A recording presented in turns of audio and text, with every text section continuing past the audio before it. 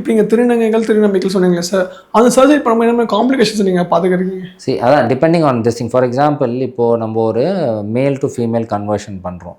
இப்போ மேல் to female conversion பண்ணும்போது நம்ம மேலே இம்ப்ளான்ட் பிளான் பண்ணுவோம், கீழே வந்து வெஜைனோபிளாஸ்டி பிளான் பண்ணுவோம். இப்போ அந்த வெஜைனோபிளாஸ்டி பிளான் பண்ணும்போது என்ன ஆகும்னா, ஒன்ஸ் அவங்க ஒரு விஷயம் நல்லா தெரிஞ்சுக்கணும். அதான் நார்மலான ஃபீமேல் அனாட்டமி கிரியேட் பண்ணணும்னா அதுக்கு சர்ஜரியோட காம்ப்ளெக்சிட்டி அதிகமாகிட்டே இருக்கும்.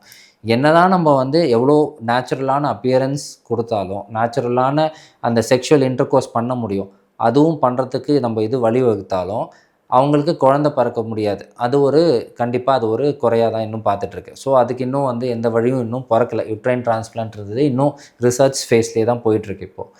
அதே மாதிரி இப்போது திருநங்கைகளுக்கு பார்த்தீங்கன்னா கீழே வந்து பீனல் இது ஃபேலோபிளாஸ்டின்னு சொல்லுவோம். இந்த ஃபேலோபிளாஸ்ட்லேயும் அகெயின் ஃபேலோபிளாஸ்டில் என்ன தான் நம்ம ஷேப் கொடுத்தாலும் சரி, அதுக்கு பீனல் இம்ப்ளான்ட் வச்சாலும், ஆனால் அந்த செக்ஷுவல் இன்டர்கோர்ஸ் பண்ணும்போது அந்த ஒரு ஃபீலிங் வந்து எங்களால் ரெப்ளிகேட் பண்ண முடியல.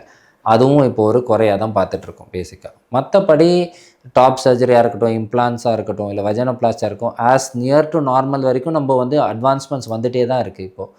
பட் அந்த ஃபீலிங் அந்த அந்த இப்போ குழந்தை பிறக்க முடியாதது, அந்த செக்ஷுவல் அரௌசல் கொடுக்க முடியலன்றது தான் இப்போ ஒரே ஒரு குறையாக பார்த்துட்ருக்கோம் இப்போது.